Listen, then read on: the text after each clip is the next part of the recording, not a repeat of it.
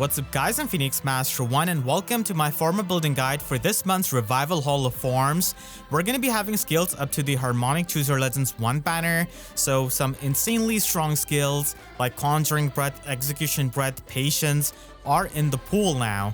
And Fallen Dimitri is going to be the star of this batch because he has got one of the best refines from last year. So he has got Vengeful Lance, which has got Slaying built in it now, and it also has attack +3, and it does have conditions. So if he initiates combat or if he's solo, then he can get +6 attack and speed in the combat, and he has also got null attack speed debuffs.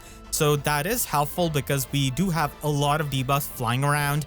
And then he has got some massive true damage, so he can get 25% of his attack as the true damage if he can double, and if he's not able to double, then he gets 50% of his attack as the true damage.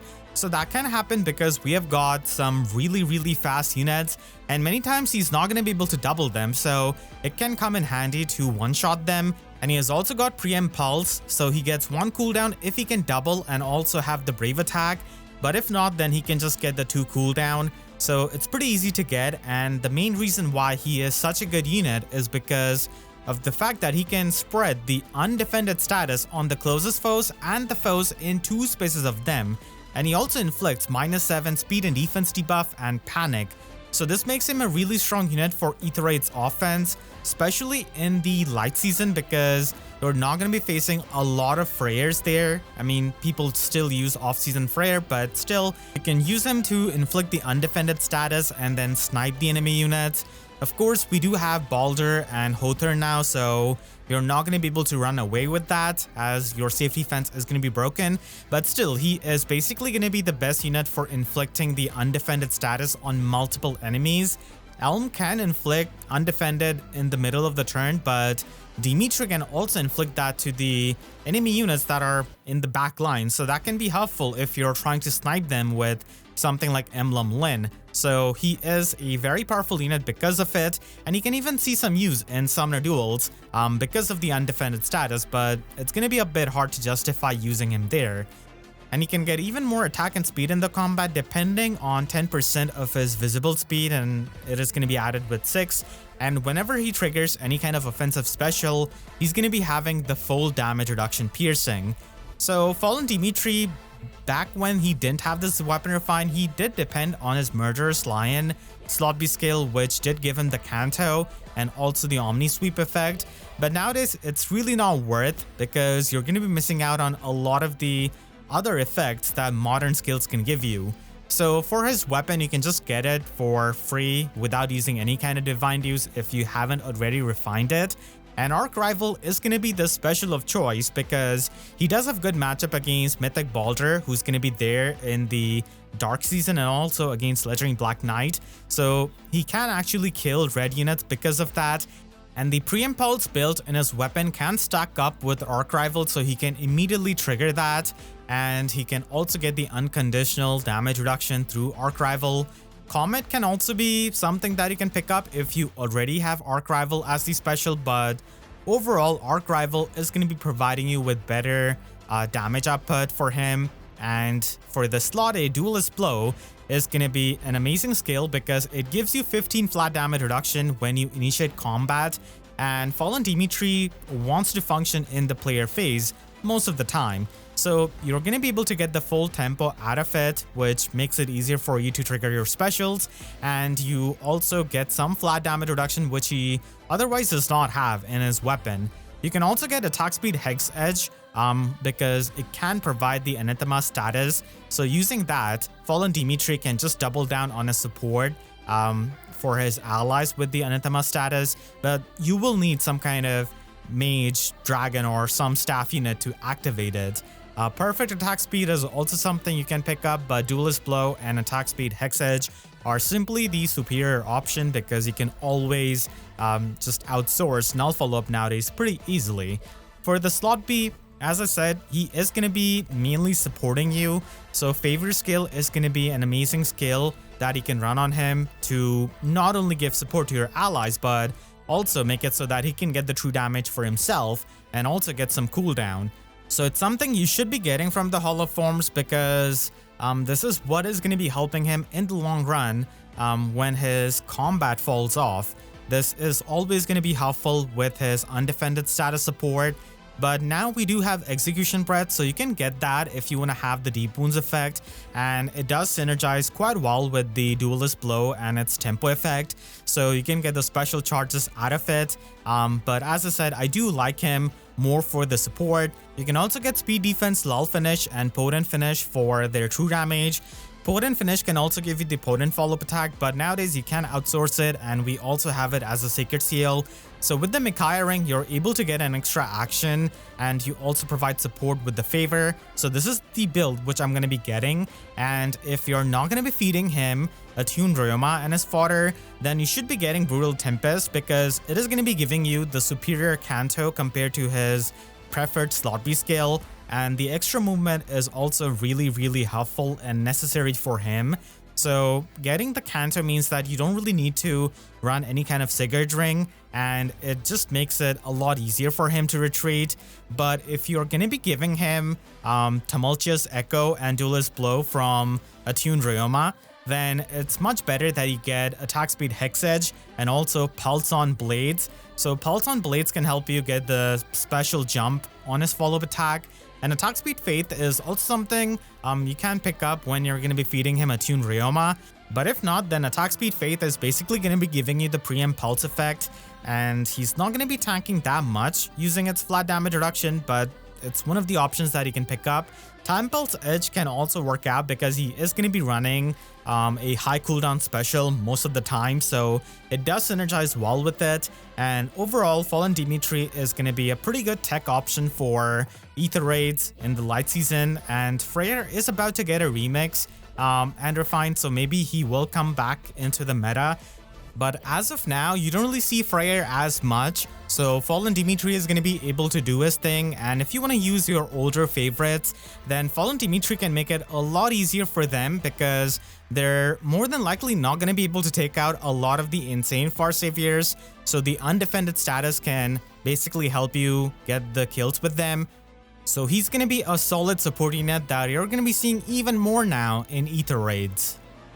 Fallen Edelgard was not put in the Refine jail, so she has been able to get a weapon refine. It's not the most insane weapon refine, but at least it can give her some extra stats. So Twin Crest Power does have -1 special cooldown, and it also gives her -6 attack and defense debuff on the foe. Unfortunately, this weapon refine still keeps the Weary Fighter effect, which really sucks because at least they should have given her Weaving Fighter effect, if nothing else. And this really holds her back from getting the follow-up attack because she has to rely on one-shotting units, which is not really all that reliable to do now compared to when she came out. So I really wish they got rid of this kind of effect, because a lot of the opponents are simply going to be having the full null follow-up, so they don't really care much about it. And for herself, if you outsource the null follow-up, then it is going to be the speed-based null follow-up, for which she does not have the speed stat. She also has null attack defense debuffs, so that can pair up well with any kind of fortune skill which has got the dull attack defense.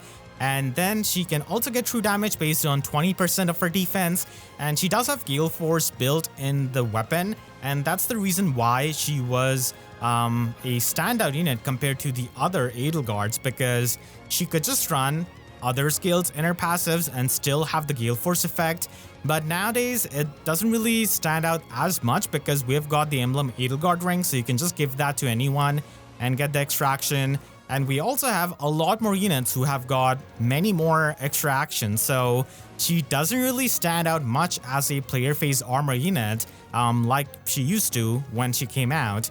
She does need to be transformed for her to get this Gale Force, so that's why a fortune skill is going to be good for her. And when she does transform, she does get the distant counter like any kind of other armored beast. And then with the weapon refine, she's also able to debuff the closest foes and the foes in 2 spaces of them with -7 attack and defense debuff, the exposure status, and the panic status. So she can provide a little bit more of the support, and I kind of wish that she also had the undefended status, because she would have been able to get a lot more done in her player phase. And unfortunately, she is just going to be missing out on Strat Assault for by 1 month, so she's not going to be able to get too good of a mobility. And that's one of the reasons why she is not the best at the things that she used to be best at. And you can at least get more debuffs on the enemy up to -12, depending on the foes that you have got in 3 rows and 3 columns. And she does get flat damage reduction based on 20% of her defense, but it is not going to be making her all that bulky compared to a lot of the modern armors who have just got even more flat damage reduction. So even though this weapon refine is not the most insane, at least it gives her some of the new things without her wanting to have an arcane weapon. And she did have Armored Wall as her preferred skill, so for that time, it was good because it gave her the damage reduction and also the special fighter effect. But nowadays, we just have better fighter skills that she can get, which give her even more effects and flat damage reduction. So this is certainly not going to be a skill that you're going to be using long term. And if we get some kind of unit who can give out the true charge status or at least give pass, then she is going to be able to warp a lot better and function in the player phase, because nowadays we do have a lot of warp blocking, so even using Emblem Celica Ring is not going to be all that easy for her. So for getting some of the updated skills, you can just get Reposition Gate, and Comet can be the special that you can get for the unconditional flat damage reduction, and it also has the Pulse Up effect, so it is going to be good with her weapon and the Gale Force that she has got. And for Slotty, you want to get Attack Defense Fortune so that she can easily transform to trigger the Gale Force in her weapon. It's going to be pretty important for her.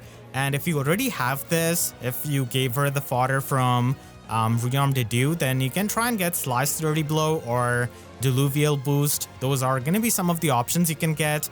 Unfortunately, Strat Flame 4 is not going to be available here to pick up, which would have been the best skill for her otherwise. So you can just get this so that she can transform. And then for the slot B, now she has got option of running Execution Breath. So keep in mind that this is mainly a player phase skill, and it is going to be good for her because it gives her the Deep Wounds effect. So it can help her trigger her high cooldown specials, and it also gives her some of the true damage. So it's a good skill that you can run from this Hall of Forms, but if you just want to have a normal fighter skill, then Assault Fighter is something that you can pick up. And if you're going to be using her at absolute max investment, then Patience is a skill that you can also pick up. But keep in mind, to get the potent follow-up attack out of Patience, you must have at least 30 visible speed, and that is only possible for her at like the very max investment. So just keep that in mind before picking it up.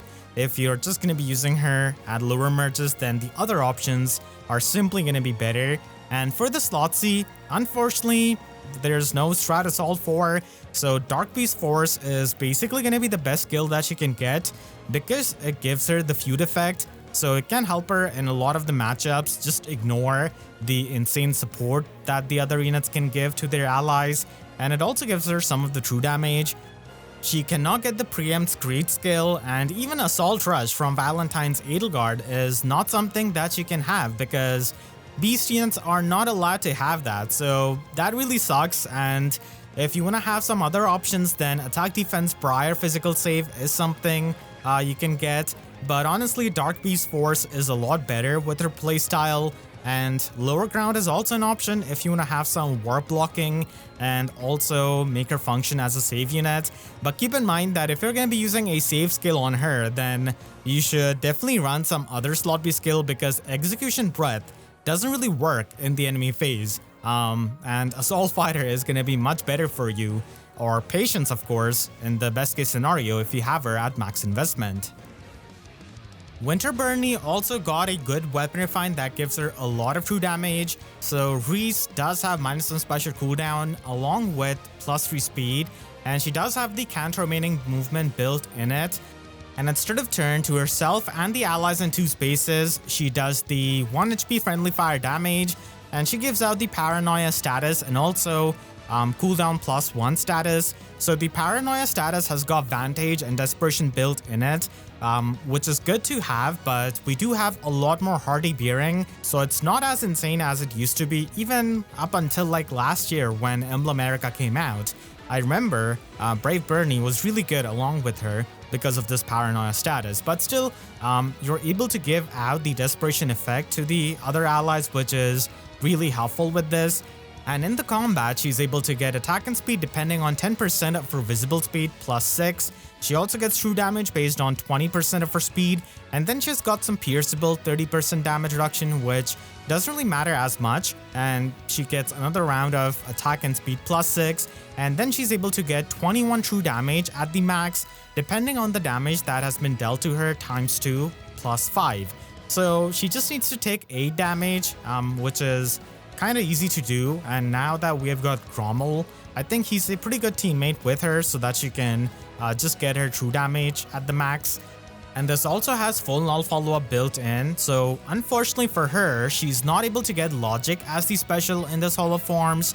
Magic Light is the best premium pickup, which is kind of annoying because Magic Light is not really all that good, and Logic is honestly much better for her survival in case she faces any kind of hardy-bearing opponent.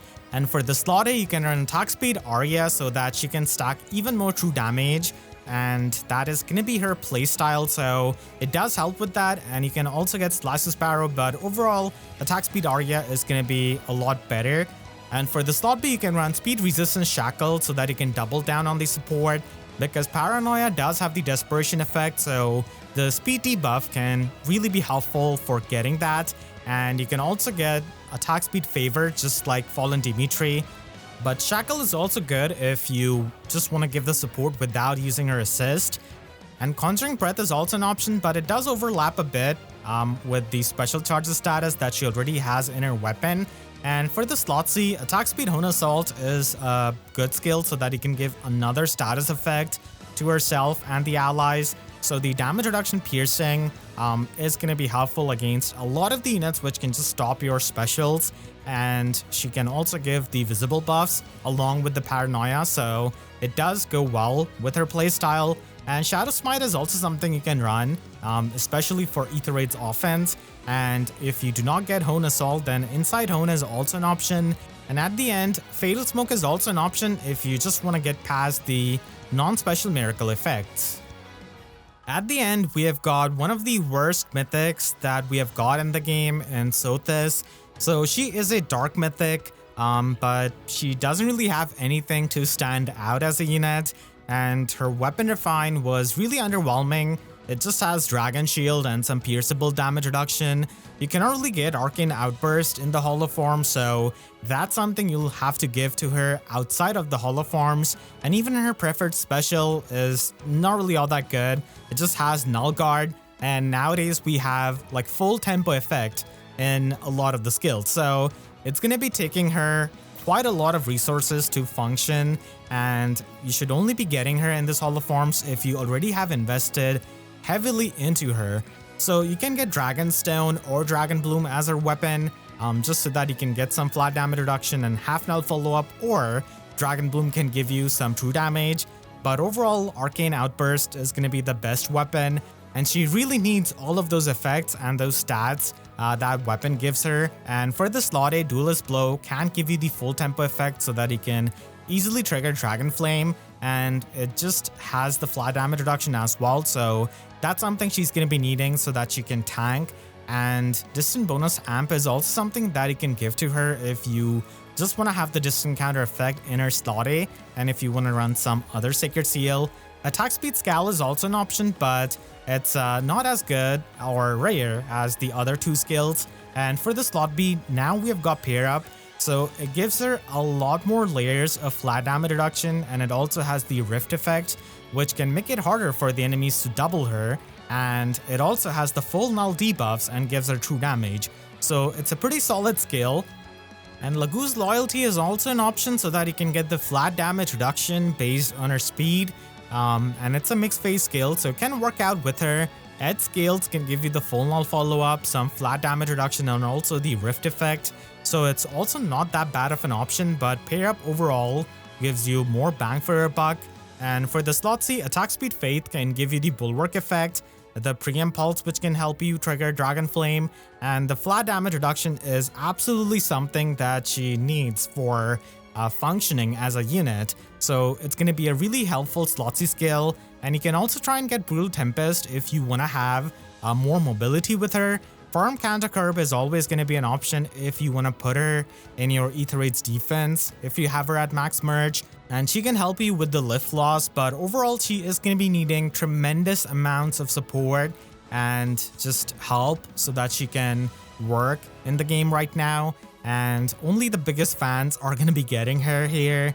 So in the next revival poll, we're going to be having these, and the winner of this is going to be getting a revival in March of 2026. We're also going to be having the Blazing Sword Holo Forms later this month, so that's also something that you can look forward to. And you can click the link on the screen right now to check out my breakdown of the new Rearm Lara Shell banner. You can also subscribe and hit the notification bell, because YouTube sub boxes are about as functional as PC units being able to get Assault Rush. So that's it, I'll see you guys next time. Thank you so much for watching and have a great day.